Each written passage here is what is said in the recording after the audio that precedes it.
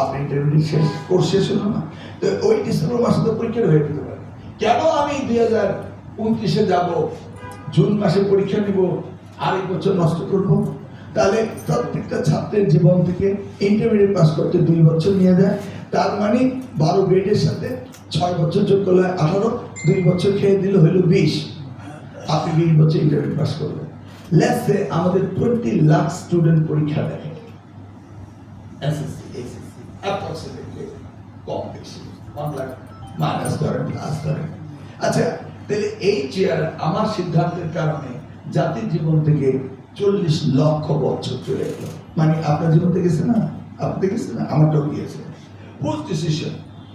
আমি কি ক্লাস 10-এর লেখাপড়া ডিসেম্বর মধ্যে শেষ করিনি, পরীক্ষা পাস করিনি, আমি 9টা পাস করিনি, আমি ইন্টারমিডিয়েট ফার্স্ট ইয়ারটা পাস করিনি, আমি 7টা পাস করিনি। বোর্ড তারা পরীক্ষা নেবে কি স্ট্যান্ডার্ডাইজ করবে। এটা আমি মন্ত্রণালয়ে আলোচনা করেছি, মন্ত্রণালয়ে আমরা কোনো সিদ্ধান্ত দেইনি। তখন আমরা চাই যে আমি এইটা হলো কিন্তু উসিলা, আমি জানি এবার নকল কেউ করবে না, এটা আমার দৃঢ় বিশ্বাস। কারণ গভর্নমেন্টের উপরে নির্ভর করে নকল করা। এই শিক্ষকদের নকল বন্ধ করেছে, এই শিক্ষকরাই নকল করিয়েছে, তাই এই শিক্ষকরা আমরা যখন নকলের দাফন কাফন করে চলে গেলাম 2006, আবার করেছে, গভর্নমেন্ট সিরিয়াস ছিল না। এখন গভর্নমেন্ট সিরিয়াস, শিক্ষকরাও সিরিয়াস, শিক্ষকদের এইভাবে ব্লেম করা যাবে না। তারপরে আমি ফার্স্ট মিটিংয়ে আমাকে বললো যে সাংবাদিকরা ঢুকতে পারবে না, স্ট্রিক্টলি আলোচনা হলো। আমি ভালো কথা, সাংবাদিক ঢুকতে পারবে না, 50 জন সাংবাদিক ঢুকলে নষ্ট হবে আমাদের পরিবেশ, ফাইন। কিন্তু এই আসতে বলেছে, এই সাংবাদিকরা কিন্তু নিউজ দিয়ে দেয় যে ওই শিক্ষক ওই ছাত্রের সাথে জোট করে নকল করিয়েছে। তখনই তো আমি ধরি, গতবার তো সাংবাদিক দ্বারাই তো নকল বন্ধ করিয়েছি। হ্যাঁ, এখন বাইরে যদি কোনো অ্যালুমনি হয়, সাংবাদিক এটা তো দিতে পারবে না। ভিতরে মাননীয় সংসদ সদস্য চলে যান, সেই জন্য আমি বলছি সাহাবা নিয়ে দিতে পারবেন না। এবার এগুলি আমার দৃঢ় বিশ্বাস এগুলি হবে না, সেই জন্য আমি এতটা উদ্বিগ্ন না, এতটা চিন্তা না। কিন্তু আগামী দিনে একাডেমিক পরিবেশ পরিবর্তনের জন্য কি কি করতে হবে সেটা নিয়ে আমি সিরিয়াস।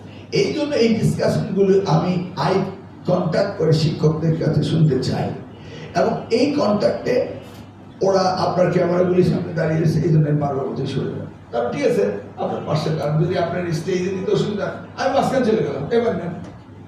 এই জন্য আমি বলছি চল আমি নিচে চলে যাই, ওখানে দরকার নেই। ও মা, এর মাঝখানে আপনারা রাগ করে বসলেন। আরে কি ব্যাপার, রাগ করার কি আছে? আমি মাঝখানে হাঁটবো, আপনার দুদিকে ক্যামেরা নিতে হলো, প্রত্যেকের চিন্তা নিতে হবে না, দেখলেই তো হলো। ইম্পর্টেন্ট কয়েকটা বাইক নিলেই তো হলো। তাছাড়া তো আমি তো বলছি বাইক নিতে হবে। এখন আমি এসপি সাহেবকে বললাম, যদি কোনো শিক্ষক অসদাচরণ করে থাকে আপনি তাদেরকে ডাকতে হবে। কারণ কেন আমার বললো ভিডিও আছে, আমাকে বললো যে ভিডিও আছে। আমি এসপি সাহেব বললো আপনাকে ডাকতে হবে। I am not going for action, কিন্তু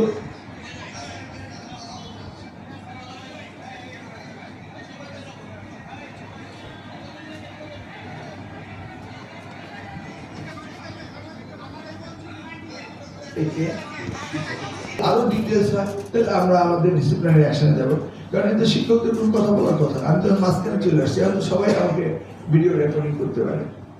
এনিওয়ে, আমাদের মিটিংগুলো আমরা যেমন আজকে আমি চলে যাবো বরিশাল, ওখান থেকে আসবো, আসি চিরাঙ্গের আসে।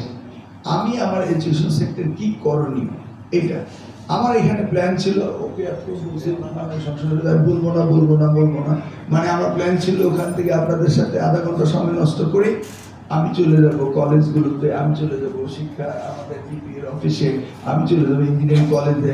বারবার করে দিয়ে দেখাচ্ছি, 5টা পড়ে গেলে তো আমার লাভ নেই। তো আমরা কত 5টা হয়ে গেল, আর দরকার হ্যাঁ না, আমাদের আপনি কি আমার প্ল্যান ছিল গোপনে আমি আজকে প্রত্যেকটা পরিদর্শন করব। পরিদর্শন মানে কি, আমি ডিপিও রুমে ঢুকে তার খাতা দেখবো, তার চেহারা দেখবো, তাই না? You know me, I don't let people go so easily. একটি দায়িত্ব আমাকে মাননীয় প্রধানমন্ত্রী দিয়েছেন, বিকজ আপনারা সকলেই বলেছেন যে দেওয়া উচিত, আমাকে কাজ করতে হবে। এই যে আমি আজকে এখানে বললাম যে আমরা বছর পরীক্ষা বছর এক শিক্ষক দাঁড়িয়ে বলে এটা 2028 সালে করে, কেন আর যদি বলে 29 তারিখে করবো, আমি ঠিকই 2027 থেকে শুরু করবো। ওটা কি? তাহলে যা যা সাথে এসে উনি ওনার কথা বলেন। এই যে 1980 পাবলিক পরীক্ষা অ্যাক্ট, এই পাবলিক পরীক্ষা অ্যাক্ট দিয়ে আর আমি কোনো পানিশমেন্ট দিতে পারি না, কিচ্ছু নাই আর পানিশমেন্ট দেওয়া, কারণ প্রেসিডেন্ট জিয়া রহমান এই একটা করেছে। আচ্ছা, একটা বিল কিন্তু এই মাত্র অর্থ বিল একটা আসলো, আমার বিলটা কিন্তু অলরেডি প্রথম অধিবেশনের দ্বিতীয় দিনে উঠানোর ব্যবস্থা আমি করেছিলাম, কিন্তু আমার মন্ত্রণালয়ে বিলটা ডিফেক্ট করেছে। 1980 অ্যাক্টের মধ্য দিয়ে আমার ডিজিটাল আইন ঢুকাতে হবে, ডিজিটাল ক্রাইম। ক্রাইম কি একা করে? আপনি ছাত্রদেরকে ঢুকিয়ে যাবেন, নিশ্চয়ই অথরিটি ঢুকিয়ে রাখে, তাদেরকে দিতে হবে। এখন মনে করেন বাইরে থেকে আমাদের মন্ত্রী সাহেবদের, এমপি সাহেবদের লোকজনে মব অ্যাটাক করেন, নকল সাপ্লাই, তাদেরকে আইনের আওতায় আনতে হবে, কাউকে ছাড়া দেবে না।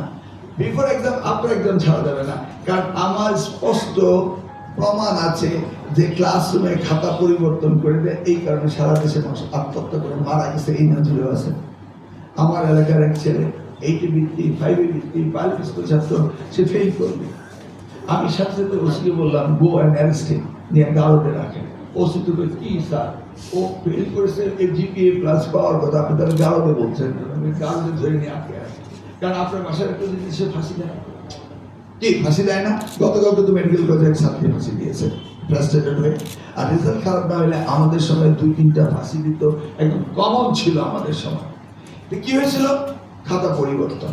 এখন আমি যখন বোর্ডের চেয়ারম্যানকে বলি যে আপনি এটা খাতাটাকে দেখেন, উনি 1980 অ্যাক্ট অনুযায়ী খাতাটা দেখে যে নাম্বার ঠিকই আছে, তো ওকে আর দেয় না। যেহেতু আমি মন্ত্রী এবং কচুয়ার, সেই জন্য আমি এক্সট্রা পাওয়ার এক্সারসাইজ করে খাতা দেখে দেখলাম খাতা পাল্টে দেওয়া। চিন্তা করেন, এখন আপনি যান ঢাকা পিজি হাসপাতালে, আতাউল্লাহ ডাক্তার, হার্ট স্পেশালিস্ট, গিয়ে যদি বলেন মিলন ভাই বলছে আমাকে দেখে, সে পারে না নিজে হার্ট করে, কারণ এই ছেলেটি আত্মহত্যা করা ছেলে, এখন হার্ট স্পেশালিস্ট হয়েছে। এখন আইনে বলে যে আমরা খাতা পরীক্ষা করতে হবে। এখন আমি নতুন আইনে ঢুকিয়েছি যে আমি র্যান্ডম খাতা সেট করবো। হঠাৎ করে আমি মানসিক বোর্ডের 50টা খাতা নিয়ে দেবো, জিপি বেশি, এ প্লাস হইল কেন, একজনের ঠিক মতো দেখছি কিনা, একজনের ডিফেক্ট দেখবো। মানে আমাদের তো চেক অ্যান্ড ব্যালেন্স থাকতে হবে। আমরা শুধু সমাজের লোকজন যদি শিক্ষার উন্নয়নের জন্য কাজ করি, সেই সাথে শিক্ষকরা তো করতে হবে। শিক্ষকরা কেউ করছে কেউ করছে না, এই জন্য আইনও পাল্টাচ্ছি আমি। তো এই যে ডিটেলস কাজগুলো, এই কাজগুলো আমি শিক্ষকদের সাথে কথা বলতে চাই, সেই জন্যই আমি বেরিয়েছি। নইলে এইবার নকলের জন্য বেরোনোর দরকার নেই। গতকাল আসবো, মাননীয় প্রধানমন্ত্রী বললাম আপনারা 11টা তো এখানেই এমপি, তারপরে আপনাদের ডিভিশনের এমপি। আমি বললাম যে ছুটি দেন, উনি বললেন ঠিক আছে দেবো, হুইপকে বলেন। হুইপ গিয়ে বললো, শেষকালে গিয়ে একজনের ছুটি দিয়েছে, কারণ ও সকলে।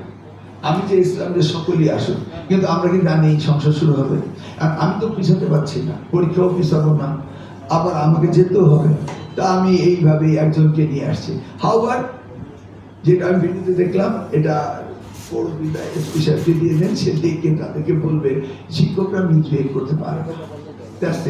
আর আমি আপনাদেরকে অনুরোধ করবো, আপনারা মেইন স্ট্রিমের মিডিয়াগুলো দেখলাম যে ঠিক মতো সাইডে আছে, আর ওই যে কি কতগুলো ভিডিও করে না, লম্বা লম্বা ভিডিও নিয়ে, এটা না, ওরা দেখলাম একদম শিক্ষকদের সামনেই বসে আছে। আমি স্টেজে দেখছি শিক্ষক বারবার বলতেছে সরেন না সরেন না সরেন না। তা আমি মাইক নিয়ে বলছি যে আপনার শিক্ষকদের জায়গা দেন, আমি ওদের সাথে আই কন্ট্যাক্ট বলতে নেই বারবার, আমি 3-4বার বলছি। আমি তো দেখতেছি শিক্ষক সেন্টিমেন্ট, আমি দেখতেছি এখানে একটা উত্তেজনকর পরিবেশ হয়ে গেল, তো ইনসাফ আমি হব। এবং শিক্ষকরা আগে থেকে অ্যান্টাগোনাইজ হয়ে গেছে, যেইভাবে ব্যারিকেড দিয়ে গেছে। এই ডিউটিটা ছিল আপনি সভাপতি না, আপনি সেক্রেটারি, এটা আপনাদের দুজনের ছিল এই ডিউটিটা, যে আমরা এখানে নিউজ কভার যত ইচ্ছা তত নিউজ কভার করব, অসুবিধা আছে, কিন্তু ওদেরকে অ্যান্টাগোনাইজ করা যায়। এইভাবে যদি একদম ব্যারিকেড দিয়ে রাখে, আমি এটাও বললাম, আমি কি বসিতে মাছ ধরতেছি যে আমার মাছের টোপটা কখন গিলবে আমি জান দেব, মনে হয় যেন ওই যারা প্রফেশনাল ভিডিও ওই যে মানে বিয়ের পার্টিতে যায় ওরকম ভাবা উচিত ছিল। ও শিওর